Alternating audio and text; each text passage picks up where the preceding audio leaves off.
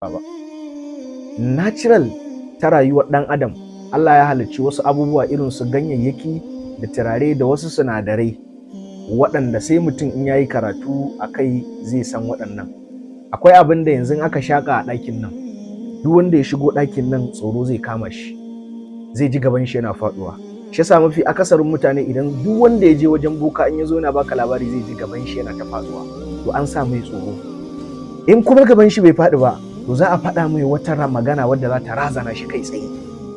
To da ta razana shi, to ɗan adam dama ɗabi'an shi yana tsorata, to tunanin shi zai canja. Daga nan duk abin da aka faɗa masa, to zai yarda da shi kuma zai ɗauka har ya riƙa ganin abin ma kamar a fili. Sai a ce ma misali, sai a ce akwai wani daga cikin yan uwanka wanda yake bibiyar ka, ko kuma akwai matarka tana bin malamai dan aima, tana bin bokaye dan aima kaza, ko kuma a cikin anguwarku akwai wasu makiya wanda suka taru suna son ganin bayan ka. Wato daga nan an samu ɗan adam babban tunani wanda zai ruɗe, daga nan sai a wurga masa abin da ake so a wurga masa. Wannan shine gaba ta farko.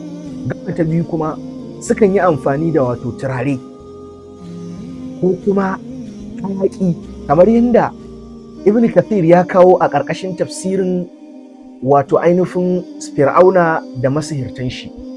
Sai ya ce ai tagayiri ne wannan, ma'ana ba sihiri bane na zahiri, sihiri ne na tunani kawai. Tunanin mutane ne aka canja, an yi amfani da wasu abubuwa, wasu hayaƙi da wasu turarruka immediately wanda da an yi amfani da su, akwai hayaƙin da an yi amfani da shi hatta ganin mutum zai canja, hatta ganin ka zai canja, sai ka rika ganin abin, sai ka ganin rika ganin inuwa, ko ka rika ganin mutum gashi mutum ne wannan amma ya koma guda biyu, ko kaga ya koma guda uku, ko kaga wannan gashi gado ne kake gani amma sai ka rika ganin shi kamar rami. To akwai abubuwa ko kuma hayaki waɗanda masu bokaye suke amfani da su don su yi wannan. Na yi wannan tambihin ne domin faɗakarwa ga mutanenmu da suke cewa wani ya zo ya ce an sa shi, makiya sun sa shi gaba, wani ya zo ya ce ai a gidansu ma 'yan uwan shi sun tasa shi gaba, wani ya ce ana mai bita da kulle a cikin kasuwancin shi. Alhali ba sihiri bane aka yi mai, kawai wani dan duba ne yake so ya yaudare shi, wani boka ne yake so ya yaudare shi ya karɓi kuɗin shi.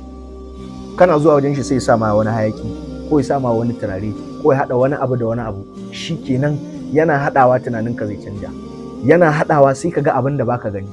Akwai sihiri irin wanda ake mutane kamar yadda 'yan rufa'i suke, irin ba masu rufa'ido suke yi, sukan in suka tara mutane to sai su yi wani sihiri, sai su watsa wani turare ko su goga wani abu a jiki ko su yi wani hayaki a wajen, wanda duk wanda ya tsaya wajen to zai riƙa ganin abin nan wato baibai, yanda ya kamata ya ga abin a haƙiƙa to ba haka zai gan shi ba. To malamai sun yi bayanin wannan, sai dai kamar yanda na yi wannan bayanin ne domin in faɗakar da mutane su zama very aware of waɗannan abubuwan, domin ana yi wa mutane, ana yaudaran mutane.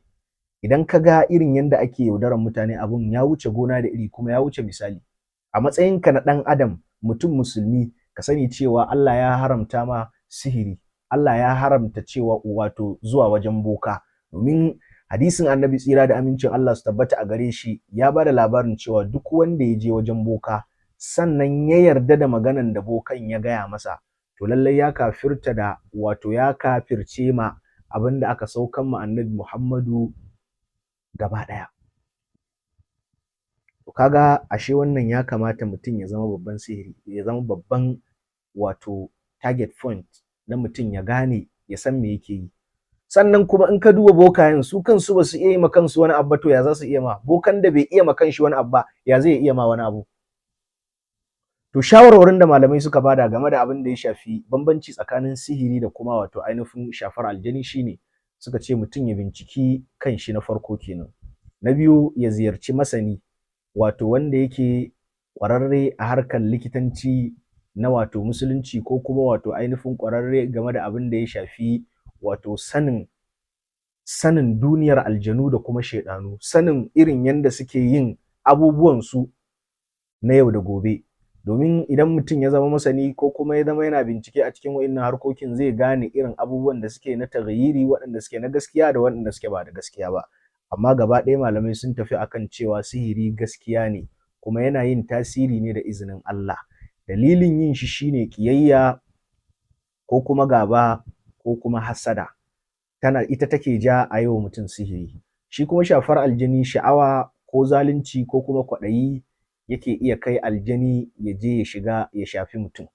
Tare da cewa akwai tambihin da zan yi, wato aljanu ko mutane sun san cewa aljanu suna da wata ɗabi'a, shine duk lokacin da mutum ya zama azzalimi ko mai neman sababi, to lallai ba wanda aljanu suka raina sai irin shi, wanda ya zama azzalimi mai jan faɗa, ka ce kai ko da ma za ka iya, ko da wane ne za ka iya buga.